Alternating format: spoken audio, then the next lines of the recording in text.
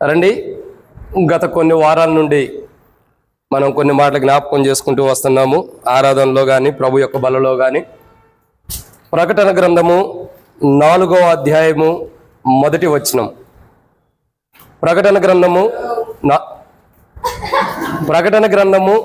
4వ అధ్యాయం మొదటి వచనం. The book of Revelation chapter 4 verse 1. ప్రకటన గ్రంథము 4వ అధ్యాయము మొదటి వచనం. అందరం కలిసి ఎంత సంతోషంగా అయితే ఇంటికాడ బ్రేక్ఫాస్ట్ చేసి వచ్చామో అంత సమృద్ధిగా బిగ్గరగా చదువుదాం. ఈ సంగతులు జరిగిన తర్వాత నేను చూడగా, అదిగో పరలోకమందు ఒక తలుపు తెరవబడి ఉన్నను. మరియు నేను మొదటి వినిన స్వరము బూరధ్వని వలె నాతో మాట్లాడగా వింటిని. ఆ మాట్లాడిన వాడికి ఇక్కడికి ఎక్కిరమ్ము, ఇక మీదట జరగవలసిన వాటిని నీకు కనపరచేదను. కాబట్టి ఈ యొక్క వచనాన్ని ఆధారం చేసుకుని ఇప్పటికి ఎన్ని వర్తమానాలేని అక్క? 4 ఒక్క కాదక్క, 4 అవటం ఏంటి? పరలోకం గురించే 5 వర్తమానాలు చెప్పాం. 5 ఆరాధనలు, 5 టేబుల్ వర్తమానాలు. ఒక పరలోకం గురించి, తర్వాత తలుపు తెరవబడే దాని గురించి, ఆ తలుపు ఎట్లా ఏంటి, దాదాపు నాకు తెలిసి ఇది 9వ 10వ వర్తమానం ఈ ఒక్క వచనములో. అర్థమైందా? ఇది 9వ 10వ వర్తమానం.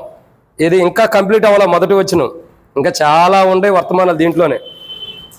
కాబట్టి ఇప్పుడు మనమంతా కూడా దేవుని రాజ్యం కొరకు సిద్ధపాటులో ఉన్నటువంటి అనుభవాన్ని చూస్తున్నాం. ప్రకటన గ్రంథం అంతా కూడా దేవుని తీర్పులు, దేవుని రాకడ, క్రైస్తవ జీవితంలో సరైన క్రైస్తవ జీవితాన్ని జీవించిన వారికి ఆశీర్వాదాలు, బహుమానాలు ఏంటన్నది బయలుపాటు మనకు కనపరచబడుతూ వస్తుంది. సరే, మనం అవన్నీ చూడాలంటే మన జీవిత కాలం పట్టిద్ది. నేను చెప్పే కదా, ప్రకటన గ్రంథం గురించి వర్తమానాలు ఎన్ని సంవత్సరాల వరకు ఉండే నా దగ్గర? జీవితాంతం కాదు లెక్క. ఒక 20 సంవత్సరాలు సరిపోయిన వర్తమానాలు ఉన్నాయి నా దగ్గర. ప్రభు రాకడ గురించి కానీ, ప్రకటన గ్రంథం కానీ, ప్రకటన గ్రంథం మొత్తం మీద 20 సంవత్సరాలు సరిపోయిన వర్తమానాలు ఉన్నాయి. కాబట్టి ఇప్పటికే 1.5 సంవత్సరం అయిపోయింది. ఇది 2వ సంవత్సరంలో జరుగుతుంది. ఇంకా 18 సంవత్సరాలు ఉంది ప్రకటన గ్రంథం గురించి. సరే, దేవుడు చూద్దాం. దేవుడు సమయం ఇస్తే అవన్నీ కూడా మనకు ఆయుష్ ఇస్తే 18 సంవత్సరాలు ఇక్కడ ఉన్నాం. కానీ దేవుడు ఆయుష్ ఇచ్చినంత వరకు ధ్యానిద్దాం. ఇక్కడ ఉన్నంతకాలం ప్రభు మనల్ని ఇక్కడ ఈ యొక్క నర్సాపూర్లో సేవ చేయడానికి దేవుడు ఉంచినంతకాలం మనం ప్రకటన గ్రంథం గురించి ధ్యానిద్దాం. ఎందుకంటే ఇది అంత్య దినాలు, అపాయకరమైన దినాలు, ముగింపులోకి వచ్చిన దినాలు, చివరి దినాలు. కాబట్టి ప్రభు రాజ్యం కొరకే మనం సిద్ధపడాలి. అందుకే బైబిల్ రాయబడుతుంది. ప్రకటన గ్రంథం 4వ అధ్యాయం మొదటి వచనంలో చూడగా ఒక మాట రాయబడుతూ వచ్చింది. ఏమని? మనం ఇంతకుముందు చూసేసాం ఈ సంగతులు. ఏ సంగతులు అన్నది తర్వాత నేను చూడగా ఏం చూశాడు, పరలోకమందు తలుపు తెరవబడింది. పరలోకము అంటే ఏంటి, తర్వాత తలుపు తెరవబడింది ఏంటి, ఇవన్నీ చాలా వర్తమానాలు మనం చూస్తూ వచ్చాం. ఇప్పుడు దాంట్లో చూసే మాట ఏంటంటే, మొదటి వినిన స్వరం వంటి స్వరం వింటున్నాను అన్నాడు. ఎవరు ఆ మాట అంటున్నాడు? యోహాను. నేను మొదటి వినిన స్వరం వంటి స్వరమును వింటున్నాను, లేదా ఆ బూరధ్వనులు నాతో మాట్లాడుగా వింటిని అంటున్నాడు. అసలు మొదటి స్వరం యోహానుకి ఎప్పుడు వినపడింది? ప్రకటన గ్రంథం 1వ అధ్యాయము 10వ వచనం. ప్రకటన గ్రంథం 1వ అధ్యాయం 10వ వచనం. ఎవరైనా చదువుతారా? ప్రకటన గ్రంథం 1వ అధ్యాయం 10వ వచనం.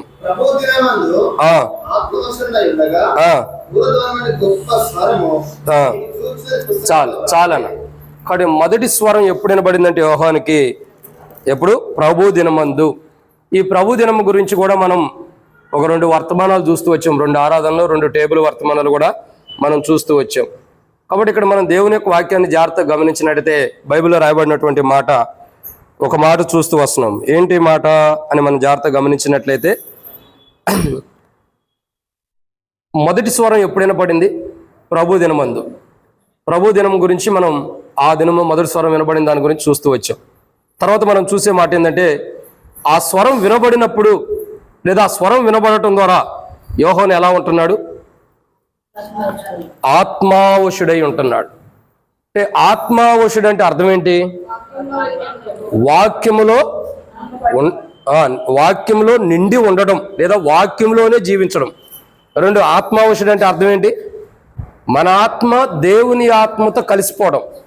3 ఆత్మావశుడు అంటే అర్థం ఏంటి? మనము దేవునిలో కలిసిపోయి ఉండడం. 4, ఆత్మావశుడు అంటే అర్థం ఏంటి? మన ఆత్మ దేవుని లోపట విలీనం చేయబడిందని అర్థం. ఇంకా చెప్పక్క. 5వదిగా ఆత్మావశుడు అంటే లీనమైపోవడం.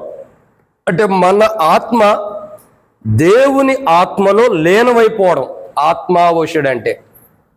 సరే, దేవుని యొక్క మాటలు మనం చూస్తూ వస్తున్నాం ఆత్మావశుడు గురించి. ఇప్పుడు చూసేటటువంటి ఒక మాట ఏంటంటే, ఒక ఆత్మావశుడు ఎలా ఉంటాడు అని అంటే బైబిల్లో కొన్ని విషయాలు మనం చూడొచ్చు. గత వారం కూడా ఆత్మావశులు అని మనం చూస్తూ వచ్చాం. ఆరాధనలో ఏం చెప్పబడుతూ వచ్చింది? చెప్పాలి. ఆరాధనలో గత వారం చెప్తూ వచ్చాం కదా, ఏమని? కాదు, మెయిన్ హెడ్డింగ్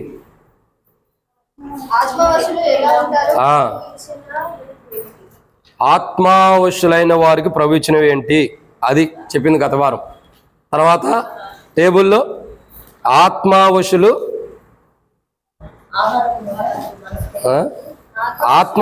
ఎలా ఉంటారు అన్నది టేబుల్లో చెప్పాం.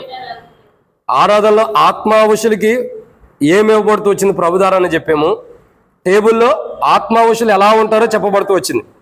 ఇప్పుడు చూసేటటువంటి మాట, ఒక ఆత్మావశుడు ఎలా దేవుని దృష్టిలో ఎలా ఉంటాడు, ఒక ఆత్మావశుడు దేవుని దృష్టిలో ఎలా ఉంటాడంటే, రండి మత్తయి సువార్త 3వ అధ్యాయం.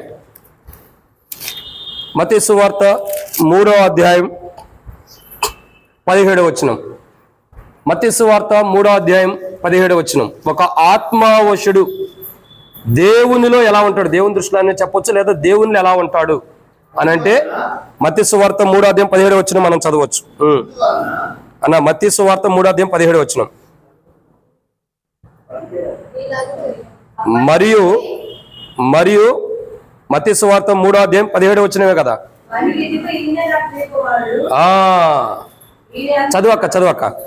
చదవండి. మరియు ఇదిగో ఈయనే నా ప్రియకుమారుడు, ఈయన యందు నేను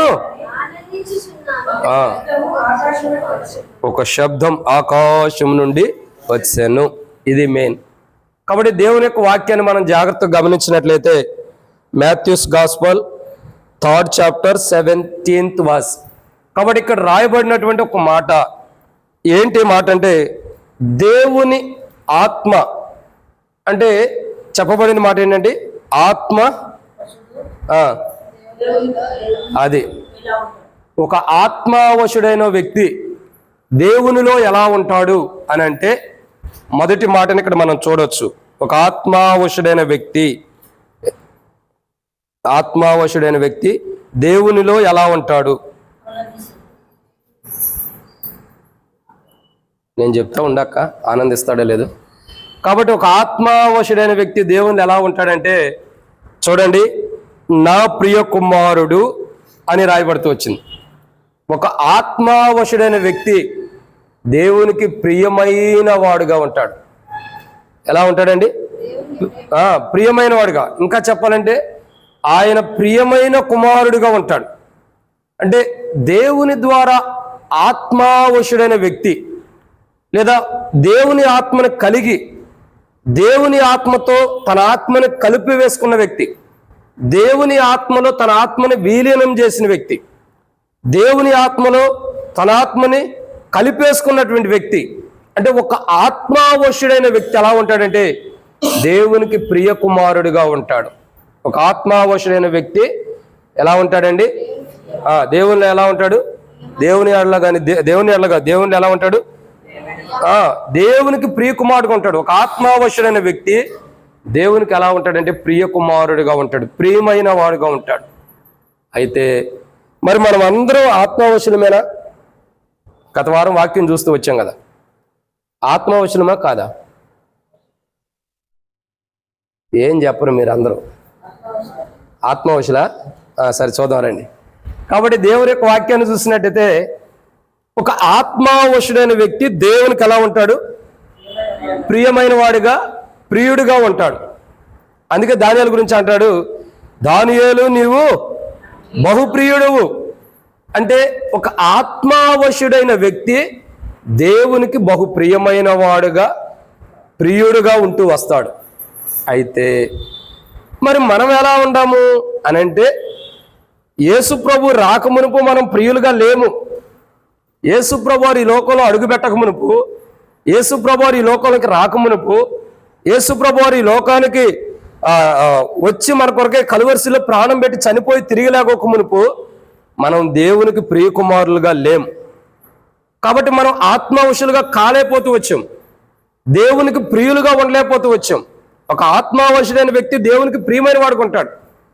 యేసు ప్రభు వారు ఈ లోకానికి రావటం ద్వారా, ఆయన కలువరిశిల్లో తన ప్రాణం పెట్టి చనిపోయి తిరిగి లేచడం ద్వారా ఆయన దేవునికి ప్రియకుమారుడు ఉండాలి. కాబట్టి మనల్ని ఆయనతో పాటు దేవునికి ప్రియకుమారులాగా చేస్తూ వచ్చాడు.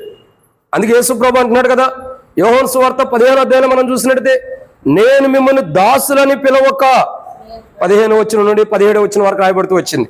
నేను మిమ్మల్ని దాసులని పిలవక స్నేహితులని, సహోదరులుగా భావిస్తూ వస్తున్నాడు, స్నేహితులుగా చేసుకుంటూ వస్తున్నాడు. అంటే ఇక్కడ అర్థం ఏంటి?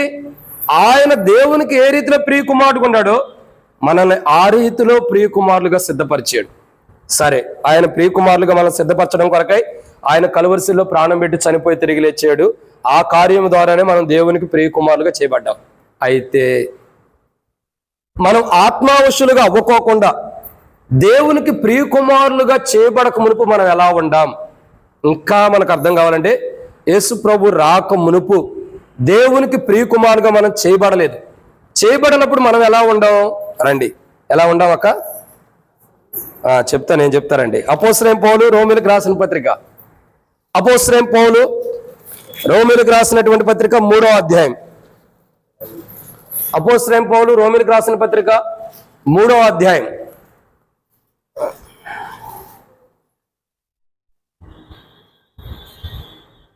Romans chapter 3 verse 11. అపోస్తలుడైన పౌలు రోమీయులకు రాసిన పత్రిక 3వ అధ్యాయం 11వ వచనం. నీతిమంతుడు లేడు, అక్కడ ఆగిపోన్నా, ఇంకా ముందరికి వెళ్ళదు, తర్వాత చేద్దాం. నీతిమంతుడు లేడు, అది తర్వాత నేను ఆగిపోమని చెప్పి ఆయన్ని. కానీ నీతిమంతుడు లేడు. సో యేసు ప్రభువు ఈ లోకానికి రాకమునుపు మానవుని యొక్క జీవితం, మన జీవితం అంతా కూడా, మన ప్రవర్తన అంతా కూడా అసలు మనం ఎలా ఉండాము అని అంటే, నీతిమంతుడు ఒక్కడునూ లేడు. అంటే యేసు ప్రభువు ఈ లోకానికి రాకమునుపు, ఈ లోకానికి రావటం ద్వారా మనం దేవునికి ప్రియకుమారులుగా చేయబడుతున్నాం, ఆత్మవశులుగా అవుతున్నాం. ఆత్మవశులమై దేవునికి ప్రియకుమారులుగా చేయబడుతున్నాం. యేసు ప్రభువు ఈ లోకానికి రాకమునుపు, లేదా మన జీవితంలోకి యేసు ప్రభు రాకమునుపు మనం ఎలాంటి వారు అంటే దేవునికి ప్రియకుమారులుగా లేం. మరి ఎలా ఉండాం? నీతి లేని వారికి ఉండాం. ఎలా ఉండామండి? నీతి లేని వారుగా. పాట పాడుతూ వస్తాం కదా, నీతియులేని, పాడు జోతక్క, నీదే పెద్ద గొంతు. నీ యందు స్థిరమాయెను. చాలండి, పాట పాడతాను, కష్టంగా ఉంది. కాబట్టి నీతి లేనటువంటి జీవితం. ఒకప్పుడు యేసు ప్రభువు ఈ లోకానికి రాకమునుపు, దేవుని ప్రియకుమారులుగా మనం చేయబడక మునుపు, ఆత్మావశులుగా కాకమునుపు, ఒక ఆత్మావశుడైన వ్యక్తి దేవునికి ప్రియకుమారుడు ఉంటాడు. మనం యేసు ప్రభు మన జీవితంలోకి రాకమునుపు ఆత్మావశులం కాదు. కాబట్టి దేవునికి ప్రియకుమారులుగా లేము. లేకపోగా మనం ఎలా ఉన్నాం? నీతి లేనటువంటి వారిగా జీవిస్తూ వచ్చాం. మన జీవితాల్లో యేసు ప్రభు అంటే మన హృదయంలోకి యేసు ప్రభు, నేను పాపిని, నా పాపాలు క్షమించు అని మనం ఒప్పుకోక మునుపు మనం అసలు నీతి లేనటువంటి వారు. ఎప్పుడైతే యేసు ప్రభు మన జీవితంలోకి వచ్చాడో, మన హృదయంలోకి ఎప్పుడైతే యేసు ప్రభు వచ్చాడో, అప్పుడు నీతిమంతులుగా తీర్చబడుతూ వస్తున్నాం. ఏం చేయబడుతున్నామండి? నీతిమంతులుగా. అందుకే అపోస్తలుడైన పౌలు రోమీయులకు రాసిన పత్రిక 5వ అధ్యాయం 9వ వచనం రాయబడుతూ వచ్చింది, ఇప్పుడు ఆయన కుమారుడైన యేసు రక్తం ప్రతి పాపం నుండి మనల్ని పవిత్రులుగా చేయను. అంటే మరింత నిశ్చయంగా ఉగ్రత నుండి తప్పించబడుతున్నాం. రోమన్స్ చాప్టర్ 5 వర్స్ 9 అక్కడ రాయబడుతున్న మాట ఏంటి? మరింత నిశ్చయంగా ఉగ్రత నుండి తప్పించబడుతున్నాం. కొన్ని చేర్చి ఇటేయండి. కాబట్టి దేవుని యొక్క వాక్యాన్ని చూసినట్లయితే, బైబిల్లో రాయబడినటువంటి మొదటి కోణంలో మనం ధ్యానించినట్లయితే, ఆత్మావశుడైన వ్యక్తి దేవునికి ఎలా ఉంటాడు? ప్రియకుమారుడిగా ఉంటాడు. అంటే పూర్వం మనం ఆత్మావశులుగా లేం. యేసు ప్రభు రావటం ద్వారా దేవుని ఎడల, దేవుని కృపలో మనం ఆత్మావశులుగా చేయబడుతున్నాం. ఒక ఆత్మావశులుగా కాకమునుపు మనం ఎలా ఉన్నాం? నీతి లేనటువంటి జీవితాన్ని జీవిస్తున్నాం. తిమోతి అంకుల్ ఎప్పుడూ చెబుతూ వస్తాడు, అర్థం లేని బ్రతుకు వ్యర్థము. తిమోతి అంకుల్ సాక్ష్యం చెబుతూ వస్తాడు, కుక్క బతుకుతుంది నేను బ్రతుకుతున్నా, వ్యత్యాసం లేదని వచ్చేవాడు. కుక్క బతుకుతుంది నేను బ్రతుకుతున్నా, వ్యత్యాసం లేదు అని. ఇక్కడ ఏంటంటే ఒక వ్యత్యాసం లేనటువంటి జీవితం, నీతి లేనటువంటి జీవితం. ఒకప్పుడు ఆత్మావశులుగా మనం కాకమునుపు నీతి లేనటువంటి జీవితాన్ని మనం జీవించాం. అంటే దేవునికి ప్రియకుమారులుగా లేం. దేవునికి ప్రియకుమారుడు ఎవరు? నీతిమంతులు. మనం యేసు ప్రభు రాకమునుపు నీతిమంతుడు ఒక్కడైనా ఉన్నాడా? ఇప్పుడు చదవన్నా, నీతిమంతుడు లేడు, అక్కడే ఆగు. నీతిమంతుడు లేడు, ఒక్కడు లేడు. అంటే యేసు ప్రభు రాకమునుపు ఎవడో నీతిమంతుడు లేడు. యేసు ప్రభు వారు ఒక్కడే నీతిమంతుడిగా ఈ లోకంలో ఉన్నాడు. ఈ లోకానికి వచ్చాడు, తన నీతిని కాపాడుకుంటూ వచ్చాడు. మనకు కూడా చెబుతున్నాడు, ఈ డోర్ క్లోజ్ చేయండి చివరి. మనకు కూడా ఏం చెబుతున్నాడు? మీరు మొదట నా నీతిని నా రాజ్యమును వెతుకుడి అని చెబుతున్నాడు. అంటే అర్థం ఏంటి? ఒకప్పుడు నీతిమంతులుగా లేము, యేసు ప్రభు వారు ఈ లోకానికి రావటం ద్వారా నీతిమంతులుగా చేయబడి ఏం చేయబడుతున్నాం? మన జీవితంలో నీతి లేని మన జీవితాలకి నీతిమంతులుగా తీర్చబడి దేవుని ప్రియకుమారులాగా ఆయన ఆత్మ కలిగిన వాడిగా ప్రభు మనం సిద్ధపరిచినందుకు ప్రభుని మనం ఏం చేయాలా? ఆరాధించాలి. ఇది మొదటి మాట. రెండోదిగా, ఆత్మావశుడైన వ్యక్తి ప్రభుకి ఎలా ఉంటాడంటే ప్రియకుమారుడుగా ఉంటాడు. ఒకప్పుడు మనం ఎలాంటి వారిని? ప్రియకుమారులం కాము. ఎలా ఉన్నాం మనం? నీతి లేని వారుగా ఉన్నాం. సరే, రెండోదిగా ఎలా ఉన్నాం చూద్దామా? రండి. అపోస్తలుడైన పౌలు రోమీయులకు రాసిన పత్రిక 3వ అధ్యాయం 11వ వచనం.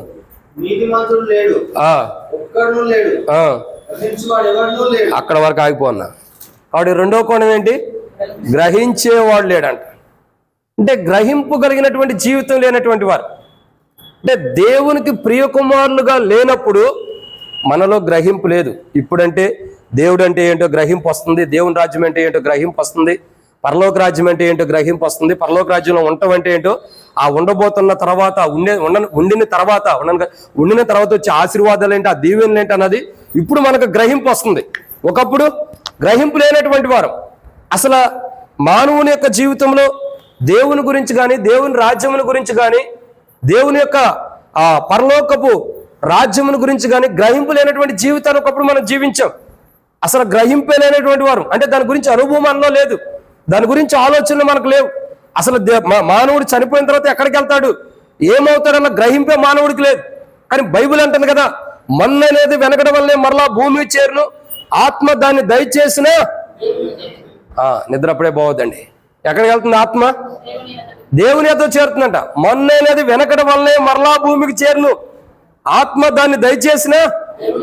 ఇది గ్రహింపు లేదు మానవుడికి. ఒకప్పుడు మానవుడి జీవితంలో గ్రహింపు లేనటువంటి అనుభవాన్ని మానవుడు జీవిస్తూ వస్తున్నాడు. ఇంకా పైపెచ్చి మానవుడు ఏం చెప్పేవాడు తెలుసా?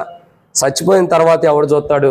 ఉండదన్నట్టు అనుభవించాలి, ఉన్నదన్నట్టు అనుభవించాలి. మంచిగా తినాలి, తాగాలి, తిరగాలి, ఎంజాయ్ చేయాలి. చెడ్డ అలవాట్లు అన్ని, డ్రగ్స్ కానీ, ఇంకా గాంజాయి కానీ, రకరకాల అలవాట్లు ఉండాలి. ఇంకా త్రాగుడు, బానిస, సిగరెట్లు, కైనీలు, ఇంకా రకరకాల గుట్కాలు ఎన్నో, ఇవన్నీ అనుభవించాలి. ఇంకేం చెబుతారు తెలుసా? దేవుడు ఇవన్నీ సృష్టించింది దేనికి? మనం అనుభవించడానికే కదా. దేవుడు ఇవన్నీ సృష్టించింది దేనికి? మనం అనుభవించడానికే కదా. చెడ్డాటిని కూడా దేవుడు మనం అనుభవించడానికి సృష్టించాడా? వాటికి పోవద్దురా నాయన అని చెప్పి మనం సృష్టించాడు, వాటిని సృజించి పెట్టాడు. ఏదైనా తోటలో మంచి చెట్ల తెరువునిచ్చి పొలాన్ని ఎందుకు పెట్టాడు? దాని దగ్గరికి వెళ్ళొద్దు, దానివల్ల కీడు ఉంది కాబట్టి అది కూడా పెట్టాల్సి. ఎందుకంటే పక్షపాతి కాడు అన్న మాట నెరవేర్చడానికి అది పెట్టాడు ఆయన. అర్థమైందండి? మొత్తం నీతి గురించే పెడితే ఆయన పక్షపాతి, చెడు గురించి కూడా తెలియపరిచాడు కాబట్టి పక్షపాతం లేని వాడికి మనం చూస్తున్నాం. కాబట్టి మానవుడికి ఆ గ్రహింపు లేదు. అసలు దేవుడు పక్షపాతి కాడన్న గ్రహింపు లేదు. ఇంకా ఏ గ్రహింపు లేదు? దేవుని గురించి, దేవుని రాజ్యం గురించి ఒకప్పుడు గ్రహింపు లేదు. ఎప్పుడైతే యేసు ప్రభువారి లోకానికి వచ్చి కలువరిశిల్లో మన కొరకే ప్రాణం పెట్టి చనిపోయి తిరిగి లేచాడు దాకా ఇంటికాడ ఏమైనా కష్టాలు ఏమైనా భరించావా? బాగా భారంగా నడుచుకుంటూ వస్తున్నావు, త్వరగా రా. కాబట్టి దేవుని యొక్క వాక్యాన్ని చూసినట్టయితే చాలా విషయాలు. కాబట్టి పరలోక రాజ్యం గురించి ఒక గ్రహింపు లేనటువంటి వారు, దేవుని రాజ్యం గురించి, దేవుని గురించి ఒక గ్రహింపు లేనటువంటి వారు. పూర్వం మన జీవితాలంతా కూడా దారుణమైన స్థితిలో గ్రహింపే లేనటువంటి వారు. అలాంటి మన జీవితాలకి యేసు ప్రభువారు ఈ లోకానికి వచ్చి కలువరిశిల్లో ప్రాణం పెట్టి చనిపోయి తిరిగి లేచడం ద్వారా ఏం జరుగుతూ వచ్చింది? గ్రహింపు అన్నది మనకి ఇవ్వబడుతూ వచ్చింది. పరలోక రాజ్యం అంటే ఏంటి, దేవుని రాజ్యం అంటే ఏంటి, అసలు రక్షణ అంటే ఏంటి, మారుమనసు అంటే ఏంటి, బాప్తిస్మం అంటే ఏంటి, ఒక గ్రహింపు వచ్చింది. ఒకప్పుడు ఆ గ్రహింపు మనకు లేదు, ఒకప్పుడు ఆ అనుభవం మనకు లేదు. యేసు ప్రభువారు ఈ లోకానికి రాకమునుపు, ఆయన ఈ లోకానికి రాకమునుపు, లేదా ఆయన మన జీవితాల్లోకి రాకమునుపు, ఆయన మన హృదయంలోకి రాకమునుపు గ్రహింపు లేనటువంటి జీవితాన్ని మనం జీవించిన వారు. తద్వారా దేవునికి ప్రియకుమారులుగా లేం. తద్వారా దేవుని ఆత్మ ద్వారా వశులం కాలేకపోతున్నాం. దేవుని ఆత్మ వశులుగా అవలేకపోతూ వచ్చాం. కాబట్టి కారణం ఏంటంటే దేవునికి ప్రియకుమారులాగా లేం. మనం నీతి లేని వారిగా జీవించాం. దేవుని ప్రియకుమారులు ఎలా ఉంటారంటే నీతి కలిగి ఉంటారు. దేవుని ప్రియకుమారుడు ఎలా ఉంటాడు? గ్రహింపు కలిగిన వాడు. అందుకే అంటాడు కదా యేసు ప్రభువారు, పరలోకపు తండ్రి, నువ్వు నన్ను ఎందుకు పంపించేవో, దేని కొరకు ఇక్కడ పంపించేవో, నువ్వు పంపించిన పని సంపూర్తి చేశాను అంటాడు. అంటాడా లేదు యేసు ప్రభువారు? ఎందుకలా అంటాడు? ఎందుకలా ప్రార్థన చేస్తున్నాడంటే ఆయన ఒక గ్రహింపు కలిగి ఉన్నాడు. కానీ ఒకప్పుడు మనకు గ్రహింపు లేని వారం యేసు ప్రభువారు ఈ లోకానికి రావటం ద్వారా మన జీవితాల్లో ఒక గ్రహింపు అన్న జీవితాన్ని, ఒక గ్రహింపులోకి దేవుడు మనల్ని తీసుకొచ్చాడు. దాన్ని బట్టి మనం దేవుణ్ణి ఆరాధించే వరకు ఉండాలి. రెండవ కోణం. మూడవ కోణాన్ని మనం చూద్దామండి, సమయం అయిపోతుంది. మూడవ కోణం, అపోస్తలుడైన పౌలు రోమీయులకు రాసిన పత్రిక 3వ అధ్యాయం 11వ వచనం.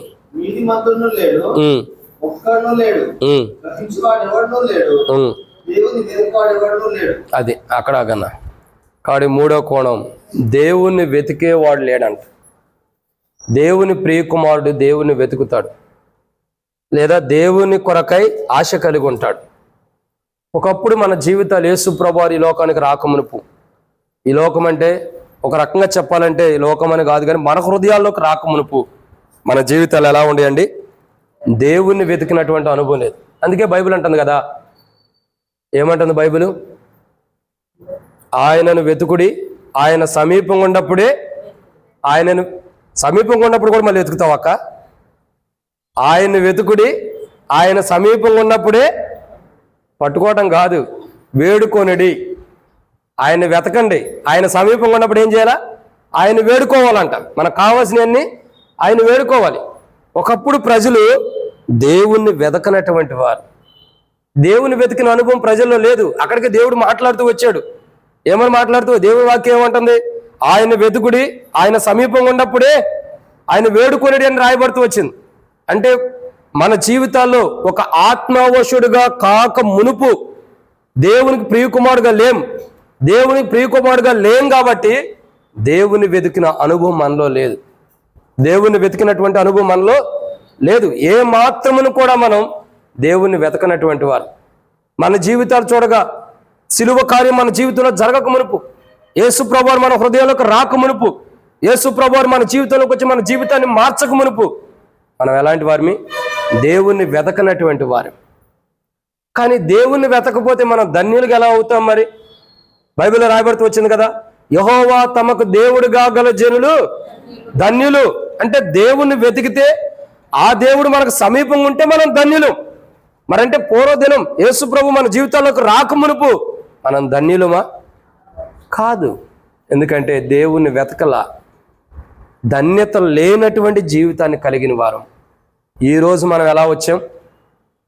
ఇప్పుడు చూడంగా మత్తయి సువార్త 5వ అధ్యాయం 1వ వచనాలు మనమే అనుకుంటాం.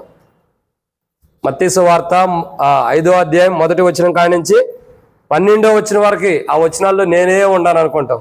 ఏమండి ఆ వచనాల్లో? ప్రతి వచనం చివరిలో ధన్యుడు ధన్యుడు ధన్యుడు అని రాయబడింది. ఎవరైనా పరలోక రాజ్యం ఎలాంటి వారిదే, నీతి నిమిత్తం హింసించబడిన వారు ధన్యులు, పరలోక రాజ్యం ఎలాంటి వారిదే, ఆహా ధన్యులవి. అంటే ఇప్పుడు మనం ఆ మత్తయి సువార్త 5వ అధ్యాయం 1వ వచనం కాడి నుంచి 12వ వచనం వరకు ఉన్న ధన్యతలోకి ఇప్పుడు వచ్చాం. ఒకప్పుడు లేదు ఈ ధన్యత. ఎందుకంటే దేవుని వెతకలా, దేవుని వెతికిన అనుభవం మనకు లేదు. దేవుడు ఎలా ఉంటాడు? ఆ దేవుని కలుసుకోవాలి, ఆ దేవుని దగ్గరికి వెళ్ళాలి, ఆ దేవునితో మాట్లాడాలి. ఆ దేవుడు మాట్లాడే దేవుడు, ఆ దేవుడు స్వరమెత్తి పలకగలిగిన దేవుడు, ఆ దేవుడు మాట్లాడే దేవుడు అని ఒకరోజు మనం తెలుసుకోలేని దుస్థితిలో ఉన్నాం. ఈరోజు దేవుడు మాట్లాడతాడు అని తెలుసుకోగలుగుతూ వచ్చామంటే అది కేవలం యేసు ప్రభు ద్వారానే. ఆయన సిలువ కార్యం మన జీవితంలో జరగటం ద్వారా, ఆయన మన జీవితంలోకి రావటం ద్వారా మనం ఏం చేయగలుగుతూ వస్తున్నామండి? తెలుసుకోగలుగుతున్నాం. ఓహో, యేసు ప్రభు ద్వారా దేవుడు మనతో మాట్లాడతాడన్న సత్యం మనం తెలుసుకోగలుగుతూ వచ్చాం. తద్వారా ఈరోజు మనం ఒకప్పుడు దేవుని వెతకనటువంటి మనం ఇప్పుడు దేవుని వెతుకుతున్నాం. ప్రార్థన ద్వారా అయ్యా అబ్బా తండ్రి అని దేవుని వెతికి, అయ్యా నాకు ఈ సహాయం చేయి, నాకు ఆ సహాయం చేయని చెప్పి దేవుని వేడుకుంటూ దేవుని సహాయాన్ని మనం అడుగుతూ వస్తున్నాం. కారణం ఏంటంటే ప్రియమైన దేవుని బిడ్డలారా, దేవుణ్ణి వెతకలేని మనకి ఆయన కుమారుని ద్వారా దేవునికి సమీపంగా మనం వస్తూ వచ్చాం. కాబట్టి ఇది ఎన్నో మాట? మూడవదిగా, మొదటిగా ఆత్మావశుడైన వ్యక్తి దేవునిలో ఎలా ఉంటాడు? ప్రియమైన వాడు, ప్రియకుమారుడుగా ఉంటాడు. పూర్వం మనం ఎలా ఉండం? ప్రియకుమారుడుగా ఉండమా? కాదు, ఆత్మావశులుగా లేము, ప్రియకుమారుడుగా లేము. మనం ఎలా ఉన్నాం మరి? నీతి లేని వారుగా ఉన్నాం. 2, గ్రహింపు లేని వారుగా ఉన్నాం. 3, దేవుని వెతకని వారు ఉంటూ వచ్చాం. ఇక 4వదిగా దేవునికి ప్రియకుమారులుగా ఎప్పుడు చేయబడ్డాం? ప్రియకుమార్తెలుగా, కుమారులుగా. ఒకప్పుడు చేయబడక మునుపు మనం ఎలా ఉండామంటే అపోస్తలుడైన పౌలు రోమీయులకు రాసిన పత్రిక 3వ అధ్యాయం 12వ వచనం.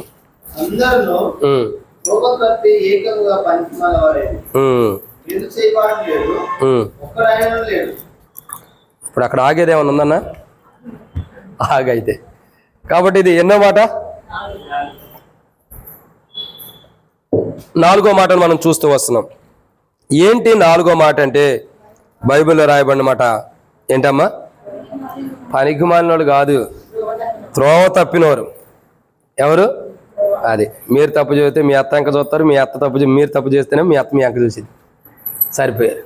కాబట్టి దేవుని యొక్క వాక్యాన్ని చూసినట్టయితే ఎన్నో మాట ఇది? 4వ మాట. ఒకప్పుడు మనం ఆత్మావశ్యులుగా అవ్వక మునుపు దేవుని ప్రియకుమారులుగా లేం. మరి ఎలా ఉన్నాం? నీతి లేని వారుగా ఉన్నాం. మరి ఎలా ఉన్నాం? గ్రహింపు లేని వారుగా ఉన్నాం దేవుని గురించి. మరి ఎలా ఉన్నాం? దేవుని వెతకని వారుగా ఉన్నాం. మరి ఎలా ఉన్నాం అంటే 4వదిగా త్రోవ తప్పిన వారుగా ఉన్నాం. ఎలా ఉన్నామండి? త్రోవ తప్పినటువంటి అనుభవం. అందుకే రాయబడుతూ వచ్చింది, మనం గొర్రెల వలె త్రోవ తప్పిపోతుంది, మనలో ప్రతివాడును తనకిష్టమైన త్రోవకు తొలగిన. ఎక్కడ రాయబడుతూ వచ్చింది? అరే, ఈ మాట కూడా తెలీదా అమ్మా? మనమందరము గొర్రెల వలె త్రోవ తప్పిపోతుంది, మనలో ప్రతివాడు తనకి ఇష్టమైన త్రోవకు తొలగిన, మనందరి దోషంలో అతని మీద మోపబడిను, అతడు పొందిన దెబ్బల చేత మనకు స్వస్థత కలుగుతుంది. ఎన్నో అధ్యాయం? 43. 53 చదువాక అదేనా? 43 అంటే 53 అని అర్థం అంట. కాబట్టి దేవుని యొక్క వాక్యాన్ని చూసినట్టే 53వ అధ్యాయం 6వ వచనం ఏమని రాయబడుతూ వచ్చింది? మనమందరము గొర్రెల వలె త్రోవ తప్పిపోతుంది, మనలో ప్రతివాడు తనకిష్టమైన త్రోవకు తొలగిను, మనందరి దోషములు యెహోవా అతడి మీద మోపెను, అతడు పొందిన దెబ్బల చేత. నేను చెప్పేది ఒకటి, మీరు చదివేది ఒకటి. అతడు పొందిన దెబ్బల చేత మనకేం కలుగుతుంది? ఈరోజు మన జీవితానికి పరిపూర్ణమైన స్వస్థత క్రీస్తులో అనుగ్రహించబడుతూ వచ్చింది. నిజంగా ఒకప్పుడు మన జీవితం చూడండి, అలాంటి జీవితము, త్రోవ తప్పిపోయినటువంటి జీవితం. గొర్రెల వలె త్రోవ తప్పిపోతామంట. గొర్రెల వలె త్రోవ తప్పిపోతుంది, మనలో ప్రతివాడు తనకిష్టమైన త్రోవకు తొలగిపోయాను. అంటే ఎవరికిష్టమైన త్రోవకు వాళ్ళు వెళ్ళిపోతూ వచ్చారంట. ఎవరికిష్టమైన త్రోవకు, మనకిష్టమైన త్రోవకు మనం వెళ్ళటం ద్వారా మనందరి దోషములు చూడండి. ఎప్పుడైతే మనకిష్టమైన మార్గాన్ని మనం వెళ్తామో, మనకిష్టమైన జీవితాన్ని మనం జీవించినప్పుడు ఆ తప్పుకు శిక్ష ఎవరి మీద మోపబడింది? యేసు ప్రభు వారి మీద మోపబడిందంట. ఎంత గొప్ప ధన్యత. కాబట్టి ప్రియమైన దేవుని బిడ్డలారా, ఈ ఉదయకాల సమయంలో ప్రభుని ఆరాధించక మునుపు మనం గమనించాల్సినటువంటి 4వ కోణం, మనం ఎవరు మాట్లాడుతుంది? మనం ఆత్మావశ్యులుగా అవితే దేవునికి ప్రియకుమారులుగా ఉండేవాళ్ళం. మనం ఆత్మావశ్యులుగా కాలేదు కాబట్టి, ఆత్మావశ్యులు కాలేదంటే దేవునికి ప్రియకుమారులుగా లేం. దేవునికి ప్రియకుమారులుగా లేనప్పుడు ఎలా ఉన్నాం? నీతి లేని వారుగా ఉన్నాం. 2, గ్రహింపు లేని వారుగా ఉన్నాం దేవుని గురించి. 3, దేవుని వెతకని వారుగా ఉన్నాం. 4, త్రోవ తప్పినటువంటి అనుభవం మనలో ఉంది. దారి తప్పిపోయిన అనుభవం, సరైన మార్గంలో లేదు. త్రోవ తప్పి మనకిష్టమైనటువంటి అనుభవాన్ని జీవించిన వారుకుంటూ వచ్చాం. మనకిష్టమైన త్రోవలకు మనం తొలగిపోయిన వారుకుంటూ వచ్చాం.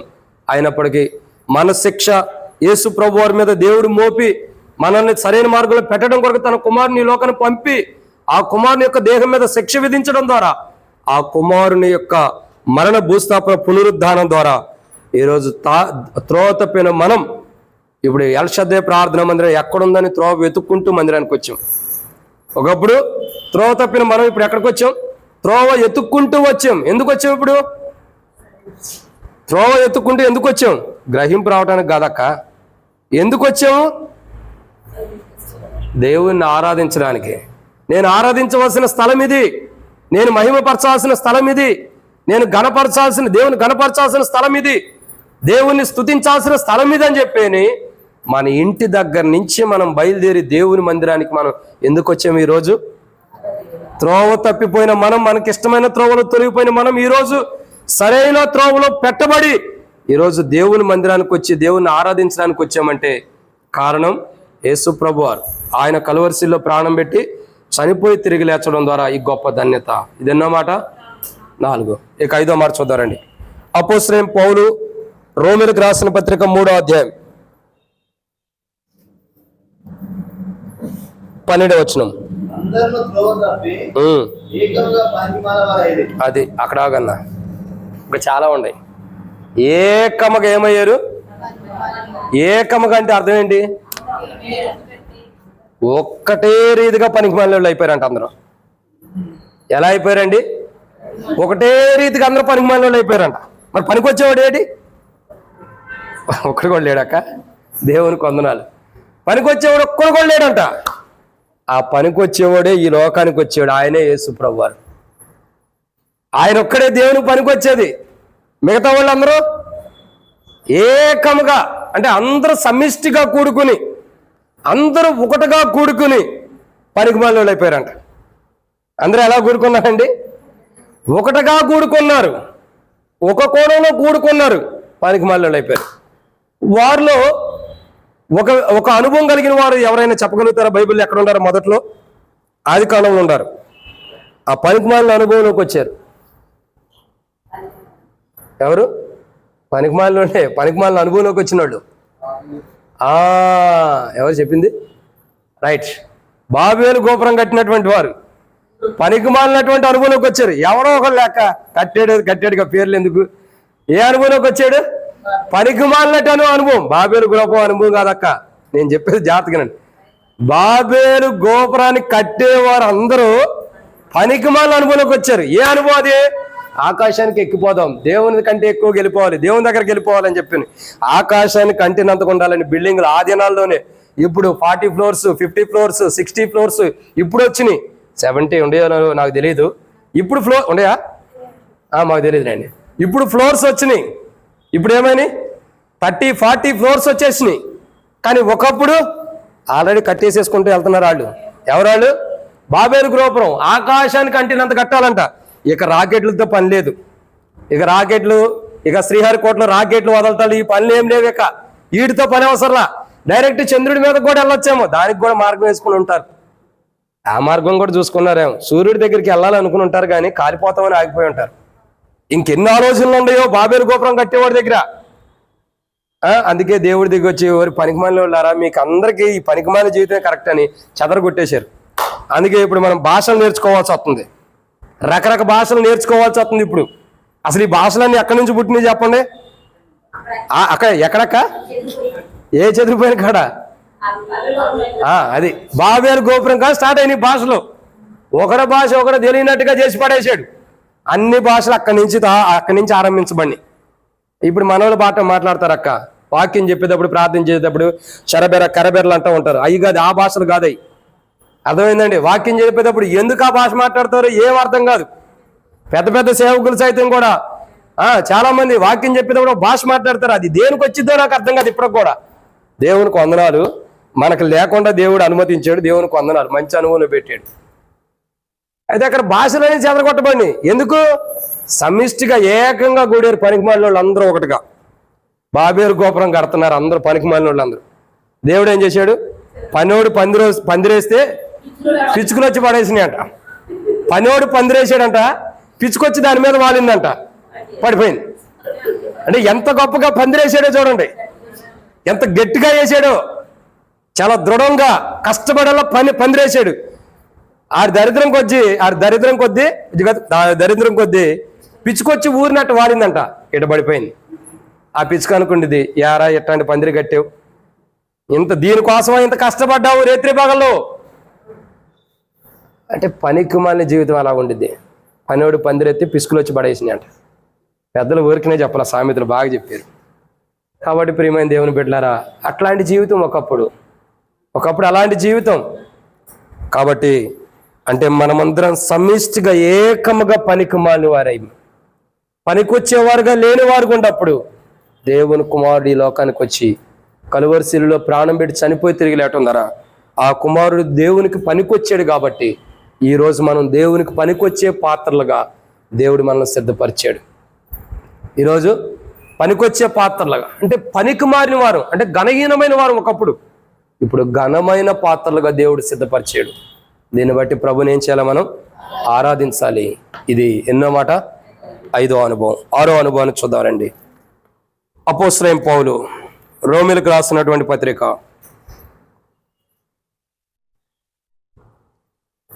3వ అధ్యాయం 12వ వచనం.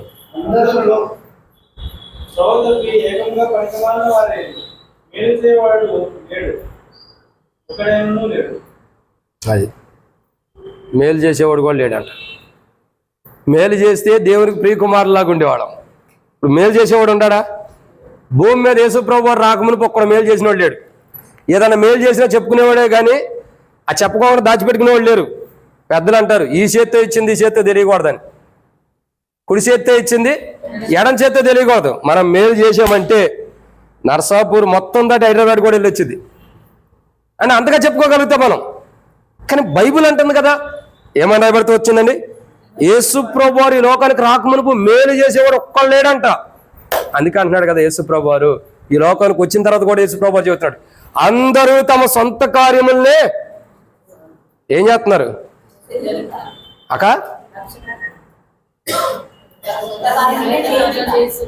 చేస్తున్నారా?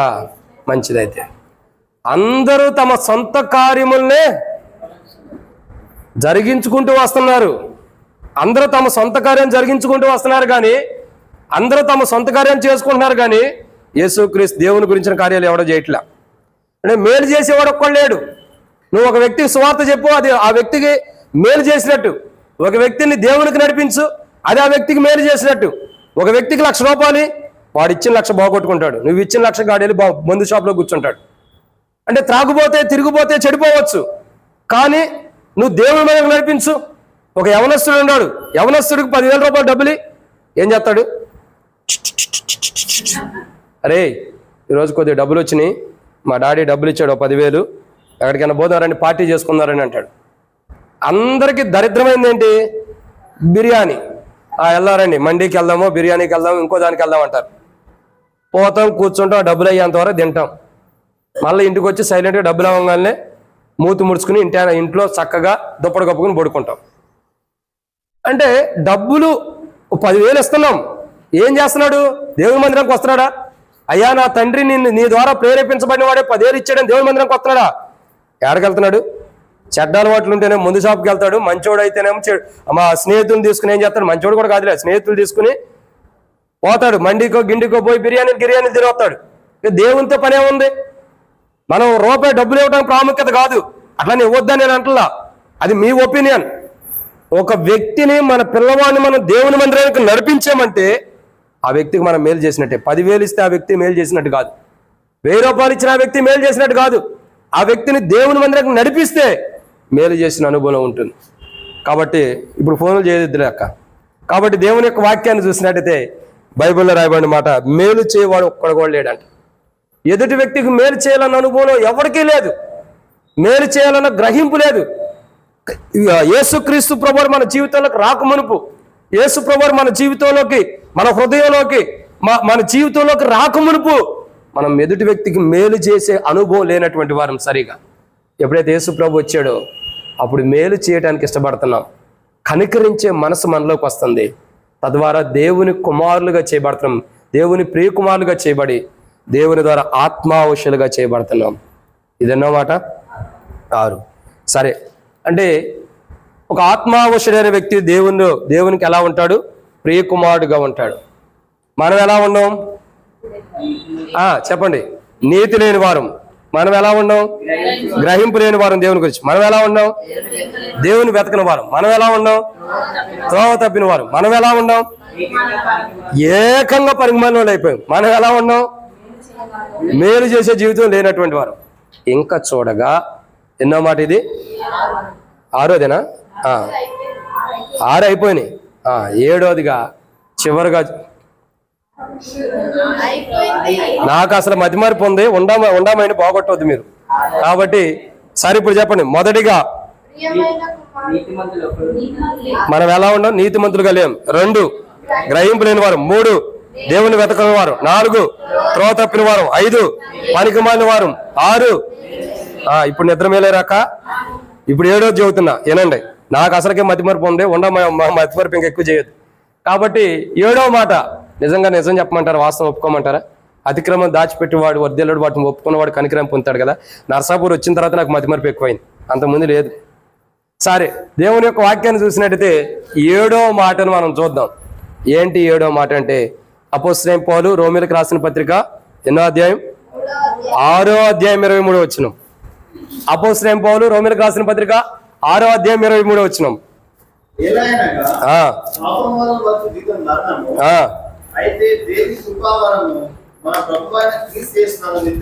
చాలు అన్న. ఇక 7వ మాట ఏంటి మాట అంటే? పాపపు జీవితం కలిగిన వారం. అంటే ఆత్మావశులు అయితే దేవునికి ప్రియకుమారులకు ఉండేవాళ్ళం. మనం ఒకప్పుడు ఆత్మావశులం కాదు. ట్రాన్స్లేటర్ కావాలక్క ఇంకా? లేదంటే మైకులు ఏమైనా పెట్టమంటారా? వినపడతలేదండి. పదపదాలు మీ ఇద్దరే మాట్లాడుకుంటారు, చెప్పిందే చెప్పుకుంటా ఉంటారు. నా మాట వినపడతలేదా? లేదా నేనే మాట్లాడుకుంటున్నానా? కాబట్టి దేవుని యొక్క వాక్యం చూసినట్టు 7వదిగా బైబిల్ సెలవిస్తున్న మాట, దేవునిలో ఆత్మావశుడైన వ్యక్తి దేవునికి ప్రియకుమారుడుగా ఉంటాడు. కానీ మనం పూర్వం దేవుని ప్రియకుమారులుగా లేనప్పుడు, ఆత్మావశులు కొనుక్కోకుండా దేవుని ప్రియకుమారులుగా ఉండనప్పుడు మనం ఎలా ఉన్నామంటే నీతిమంతులుగా లేం. 2 గ్రహింపు లేని వారు ఉన్నాం దేవుని గురించి. 3 దేవుని వెతకనటువంటి అనుభవం ఉంది. 4 త్రోవ తప్పిన వారు ఉన్నాం. 5 పనికిమాలిన వారు. 6 మేలు చేసే జీవితం లేదు. 7వదిగా పాపపు జీవితాన్ని కలిగిన వారు. 7వదిగా ఎలాంటి వారు అండి? పాపపు జీవితాన్ని కలిగిన వారు. ఒకప్పుడు మన జీవితం ఏంటంటే పాపపు జీవితం. ఒకప్పుడు పాపపు జీవితం అంటే దేవుని ఆత్మ వశుడైన వ్యక్తి పాపాన్ని చేస్తాడా? పాపాన్ని చేయడానికి ఇష్టపడ్డావు. ఏ పాపంలో కూడా ఉండటానికి ఇష్టపడ్డావు.